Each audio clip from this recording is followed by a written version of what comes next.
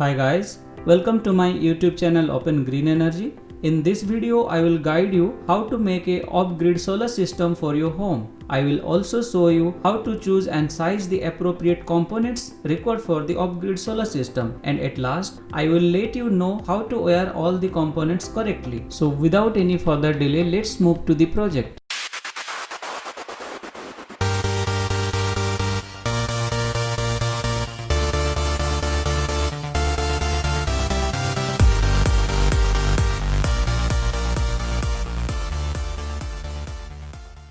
In order to build a basic off-grid solar system, you will need the following component: the solar panel, charge controller, battery and inverter. The first component of the off-grid solar system is solar panel, which converts sunlight into electricity. The next component is charge controller, which charges the battery and drives the DC load. It also prevents the battery from overcharging and discharging. The next component is battery.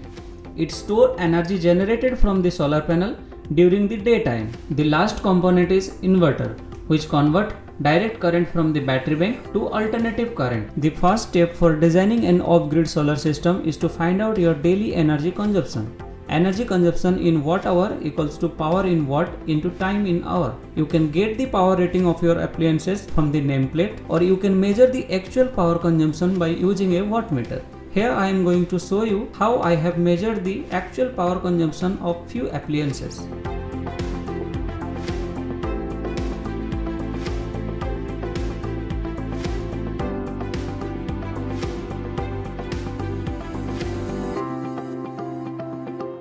You can calculate the daily energy consumption by using an online calculator, or you can do it manually. Let's do it manually first. I am going to use two 6 watt LED bulb for 5 hours. So total watt hour equals to 2 into 6 into 5, which is 60 watt hour.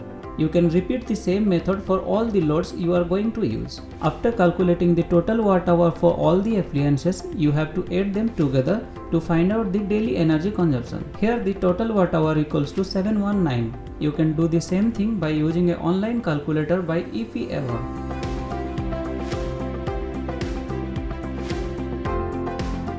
In step 2, we will select the appropriate battery required for our off-grid solar system. Battery is used to store the energy produced by the solar panel during the daytime. Batteries are categorized according to the application and construction and chemistry. As per the application, automotive and deep cycle batteries are there, and as per the chemistry, they are lead acid, lithium ion and nickel cadmium. Two of the most common battery chemistry types which are used for the solar application are lithium ion and lead acid. Apart from this, nickel cadmium is also used for the renewable application, but here I will discuss only on the first two. Lead acid batteries are made with lead, while lithium batteries are made with metal lithium. The lead acid battery is a tried and true technology that costs less but requires regular maintenance and does not last as long, whereas the lithium ion is a premium battery technology with a longer lifespan and higher efficiency, but you will pay more money for the boost in performance. Now we will going to size the battery bank. A battery is recognized with its voltage and capacity measured in ampere hour. The sizing of the battery is depend on the following parameters: daily energy consumption in watt hour, system voltage like 12 volt, 24 volt or 48 volt. Then the last one is depth of discharge. To provide the desired system voltage, you have to connect the battery in series and parallel. In series connection, the battery voltage increase, and in parallel connection, the battery capacity increase. Higher the system voltage, lesser will be the power loss and higher the performance. Then come to the battery depth of discharge. DOD is the percentage of battery capacity that can safely drain without damaging the battery. For a deep cycle battery, 50% is DOD, and for a lithium ion battery, it is 80%. You can see this graph. As the depth of discharge increases, the cycle life decreases. If you drain the battery up to 80% instead of 50%, the life cycle becomes half. Now we will calculate the battery capacity required for our off-grid solar system. Battery capacity equals to daily power consumption in watt hour divided by system voltage into depth of discharge. In the first step, we have already calculated the daily power consumption. Here I am going to use a 12 volt battery. So the system voltage is 12 volt, and I am going to use a deep cycle lead acid battery. So the depth of discharge is 50%. So the final capacity is 119.8 ampere hour. The nearest value available in the market is 120 ampere hour. So our battery size is 120 ampere hour and 12 volt. In step 3, we will select the appropriate solar panel required for the off-grid solar system. Solar panel converts sunlight into electricity. Commonly they are monocrystalline, polycrystalline and thin film. So finally, which panel you should choose? If you are on a tight budget, then polycrystalline panel is the best option for you. For most residential solar panel installation, I will recommend to go with monocrystalline panels. Although you have to pay higher price initially, you will get better efficiency. Aesthetically, it will give better look in comparison to the polycrystalline. I will always recommend to purchasing a good brand solar panel. A good brand solar panel company always invests heavily in the quality of its manufacturing process. Next come to sizing of the solar panel. The sizing of the solar panel depends on the following parameters: daily energy consumption, peak sun hours and system efficiency. Earlier we have already calculated the daily energy consumption. So next come to the peak sun hours. This is the most important factor to determine the solar panel rating. Peak sun hours is the number of hours per day during which the average solar irradiance or sunlight is 1000 watt per meter square. Now let's understand peak sun hours from this picture. If a location receives total amount of 6650 watt hour per meter square sunlight in the entire day, then the peak sun hours equals to 6.65 hours.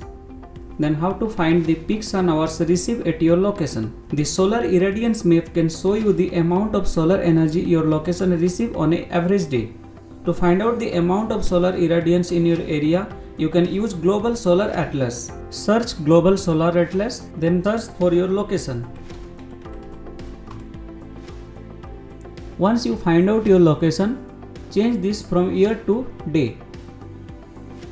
Then go down and select one option from these 4 options. I am going to install solar panel on a small residential home, so I am selecting small residential. This is the amount of sunlight received at our location. So my location received total amount of peak sun hour equals to 5.093. If we consider the worst scenario, we have to choose a number lesser than this number. So I have chosen 4.5 hours. Then come to the system efficiency.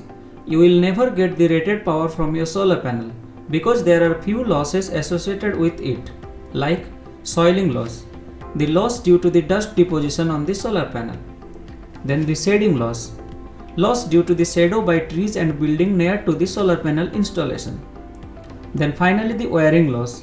The losses arises in the inter-panel cabling and cable from the solar panel to battery bank. The typical efficiency is considered as 70% in the worst scenario. Now we will calculate the solar panel rating. The solar panel watt equals to daily energy consumption in watt hour divided by peak sun hour into system efficiency.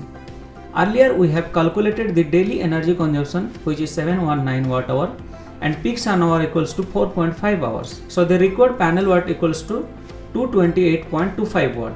The nearest rated panel which is available on the market is 250 watt. The solar panel voltage must be same as the system voltage. As we have taken the system voltage is 12 volt, so the final solar panel rating equals to 250 watt and 12 volt.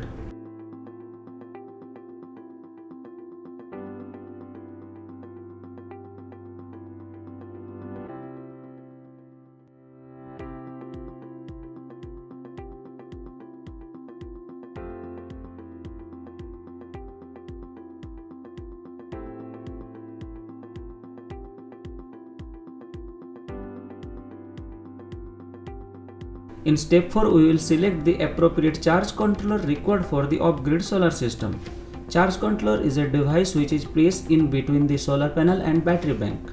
The main function is to make sure that the battery is properly charged and protected from the overcharging. Commonly, there are 2 types of solar charge controller available in the market: PWM and MPPT.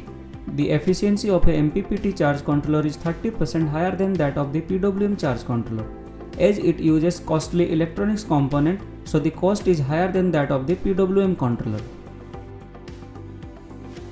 Then which one you should purchase?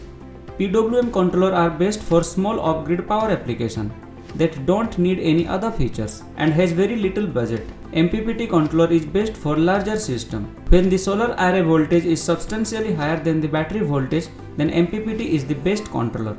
For example, if you want to connect a 72 cell solar panel to a 12 volt battery, the sizing of the charge controller depends on the following parameter: the solar panel wattage, system voltage, and upper voltage limit.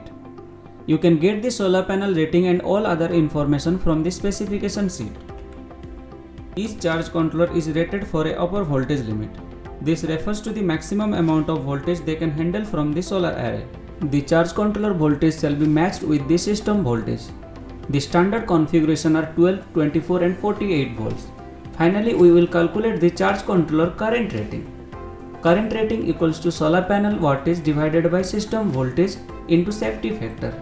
In our case, the solar panel wattage is 260 watt, system voltage is 12 volt and the safety factor is 1.3. So the final rating is 28.16. The next higher rating available in the market is 30 ampere. So the final charge controller rating is 30 ampere 12 volt. Solar inverter are one of the most important component of a off-grid solar system. It converts direct current from the solar panel and battery bank to AC power. If you are planning to run only DC load, then you can skip this part. But if you want to run the AC load, then you must need an inverter. Commonly there are two types, modified sine wave and pure sine wave. Modified sine wave inverter are less efficient and cheaper, whereas pure sine wave are more efficient and costlier. I will highly recommend to go with pure sine wave inverter. Now let's come to sizing the inverter. Inverters are rated for continuous watt and surge watt. Continuous watt is the total amount of watt the inverter can support indefinitely. It is also called the nominal AC power output of the inverter. If you want to run multiple appliances at the same time, just add up the power rating of equipment that is running together at the same time. For example, running a 80 watt fan, 2 6 watt LED, 1 65 watt laptop, 1 6 watt router at the same time. The total watt equals to 163 watt. I have already calculated in my first step. You can see. Surge watt is the amount of power the inverter can support for a short duration of time. In our case, ceiling fan can take 200 watt for small duration of time. So the total surge watt equals to 283 watts. The inverter should support both of these values. The final inverter rating selected is 200 watt continuous power and 300 watt surge power. For a correct solar system sizing, your solar panel, inverter and battery bank all need to use the same voltage, that is the system voltage. In earlier step, we have already selected 12 volt battery and solar panel. So the input voltage of the inverter must be 12 volt. Before buying the inverter, check your country's voltage and frequency used for the domestic appliances. In my case, it is 230 volt 50 Hz. I have already explained how to size all the components required for your off-grid solar system. Now it is time to buy them. I will always recommend to buy the components from a reputed company. I have used most of the components from EP Ever.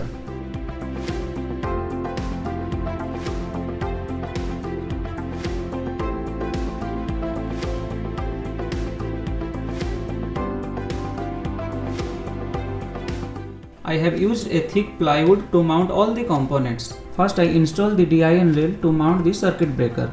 Then I place all the component on the plywood and mark the mounting hole position. I use a drill to make the holes.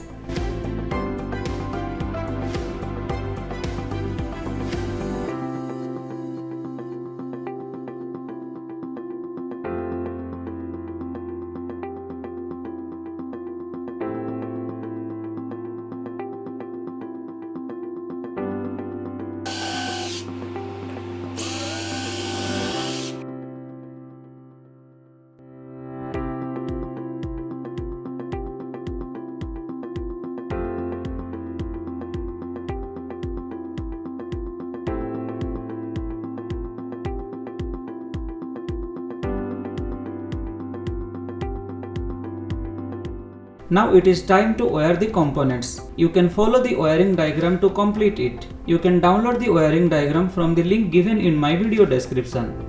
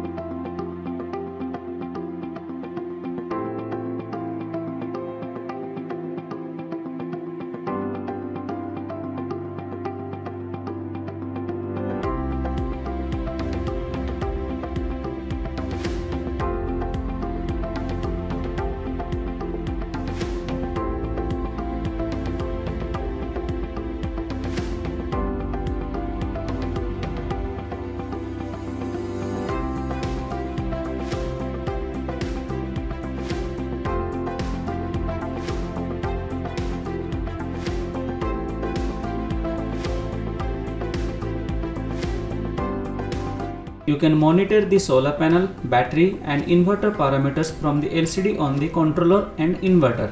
There are other devices which are used for monitoring our remote meter like MT75, or you can monitor it from your smartphone by using a Wi-Fi adapter. There are some charge controller and inverter which do not have any LCD display. In that case, you have to buy a separate meter. I have already explained the main component required for the off-grid solar system.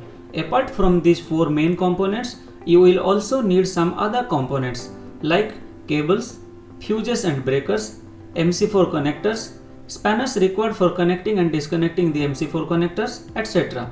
I have already written an instructable on this topic. If you are interested to know more about it, you can go through it. The link for the instructable is given in my video description. If you want to use a single DC load, then you can directly connect it to the charge controller load terminal.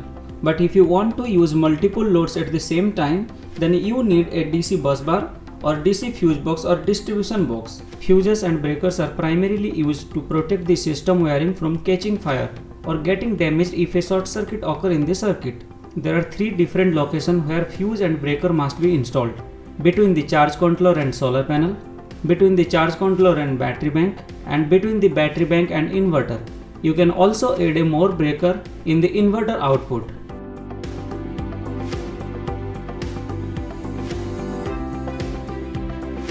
For wiring all the components required for the off-grid solar system, you need some basic tools like wire stripper, crimping tools, screwdriver, plier, spanner, etc. Guys, I have tried my best to cover all the important components and tools used for the off-grid solar system. If you are interested to know more about the off-grid solar system, then you can see my instructable. I will regularly update it. Guys, if you like this video, then don't forget to share it. Please subscribe my YouTube channel and hit the bell icon so that you will get notified whenever I upload a new video. Thank you. Have a good day.